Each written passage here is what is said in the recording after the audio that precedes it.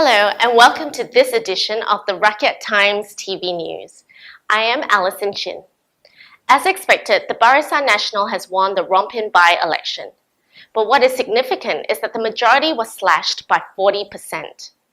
According to some analysts, this drastic drop could be because of the implementation of the Goods and Services Tax, GST. BN's Hassan Arifin won the by-election by an 8,895 majority. The Rompin by-election was held after incumbent Tan Sri Dr. Jamaluddin Jaris died in a helicopter accident. Moving on.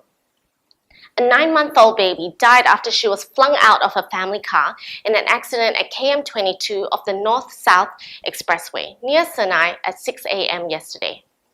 The baby's mother was in the front passenger seat at the time, and the child was reportedly seated on her lap.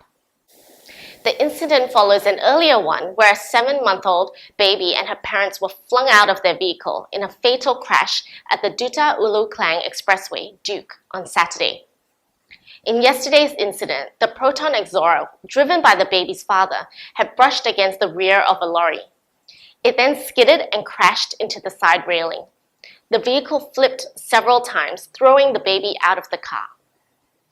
Moving on. The Kuala Lumpur High Court has postponed its decision on whether activist and former lawyer Haris Ibrahim has the right to obtain information on the redelineation matters from the Election Commission, EC.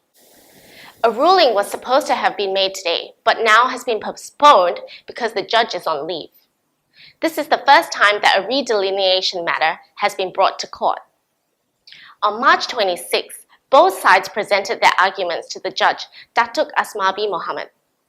Haris Ibrahim is being represented by Malik Imtiaz Sawa and Srikant Pillai, and the EC is being represented by senior federal counsels Susanna Atan, Shamsubul Hassan, and Azizan Muhammad Ashad. No date has yet been announced as to when the ruling will be made. And in sports, Juventus is in a driving seat after beating Real Madrid at home to establish a slim lead in the first leg of the UEFA Champions League semi-final. It took a Carlos Tevez spot kick to separate two great sides as Juventus won the first battle. Alvaro Morata opened accounts for the old lady in the 9th minute, ably assisted by Tevez. It seemed that the match would be influenced in a large way by two former Manchester United players, Cristiano Ronaldo and Tevez.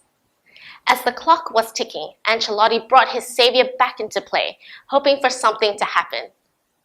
In came Javier Hernandez, who had scored the late winner in his side's 1-0 aggregate win over Atletico Madrid in the quarterfinals.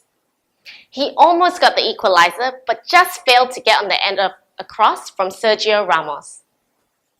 With that miss, Madrid will have to live to fight another day, while Juve rejoices for the moment. And with that, we come to the end of this edition of the Rakyat Times TV News. We will be back tomorrow, same channel, same website.